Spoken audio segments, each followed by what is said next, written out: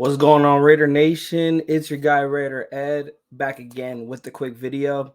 If this is your first time looking at and checking out Raiders Primos, please think about hitting that subscribe button, hit the like, and share the video around. Let's get the algorithm out there for Raiders Primos. And we just hit over 300 subscribers. Goal is 400. The road to 400 subs starts right now. But real quick, I wanted to share an article that I read 5 hours ago. It dropped actually the 5 hours ago, and it talks about NFL Insider. Hence, Josh Jacobs doesn't have a long-term future with the Las Vegas Raiders. To sum up the article, he talks about the Saquon Barkley situation, how, with Saquon Barkley, they're engaging in contract talks, him and the Giants, whereas Jacobs and the Raiders, it's really a stalemate right now. There's no talks on either side of a long-term deal getting done. And he talks about how this holdout could not only just go into week one, but also long-term for almost the whole season. And do the Raiders re-sign Jacobs even after a holdout, or do they let him walk? And I'm going to pick it up in the middle of the article. This is coming from ESPN's Dan Graciano. He explained why he thinks the Raiders could easily let Jacobs walk after the upcoming season. And I quote, "I haven't heard as much on the Jacobs situation, which could indicate that he's less likely to get a deal. Obviously, a lot can change, and if one of these guys signed before the deadline, talking about Saquon Barkley, he'll establish a framework the other one can use. Barkley getting a deal can make it more likely that Jacobs gets one too. But McDaniels has engaged in a lot of roster turnover since he got to Vegas, indicating that he didn't love what was in place before he got there. I would not be at all surprised to see the Raiders go with option 3 on Josh Jacobs and just do nothing." The article went to say that Jacobs, who is owed $10 million fully guaranteed this upcoming season, isn't a subject to any fines for missing training camp because he hasn't signed his contract. Las Vegas can negotiate with him until the extension deadline until July 17th, but it appears a long-term deal isn't happening. At that point, Jacobs will have to determine exactly how long he's willing to sit out once an extension is off the table, and the only way for Jacobs to maintain his value is by playing in 2023. And I agree. The only way he's maintaining that value is if he plays the 2023 season, whether he wants to get a contract with the Raiders or he wants to get a contract somewhere else. His best bet is to play under the franchise tag.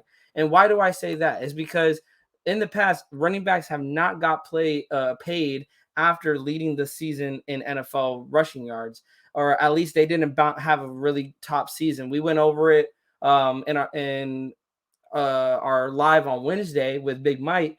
It was running backs do not get paid, or they don't have a really good season after they led the league in rushing.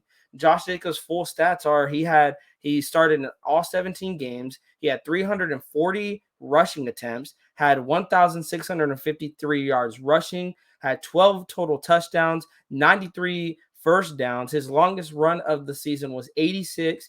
He had a yards per attempt 4.9 with 97.2 yards per game.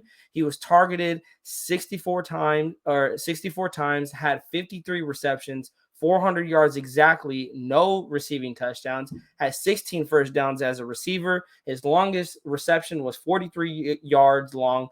You guys, he's more of a I would say running back, like running back. He's not a dual threat. He's not going to kill you in the receiving game. He's going to mainly kill you in the rushing. But I'm not knocking Josh Jacobs. I believe Josh Jacobs this season, if he's to play, he can show that he means business when it comes to the receiving game. I could say he could take over in the receiving game and really help out the wide receivers, the tight ends. And then if we look at his contract, it says it right there that he is owed $10 million guaranteed from the franchise tag. Now, the question is he waiting on Saquon Barkley? Is he waiting on guys like Dalvin Cook, them to get paid?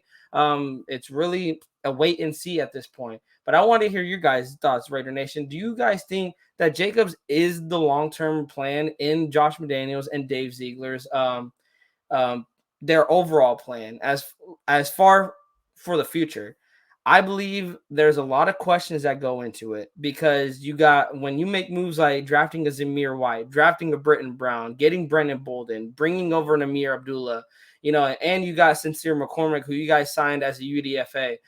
You guys just turned the running back room over as if you didn't have Josh Jacobs to begin with.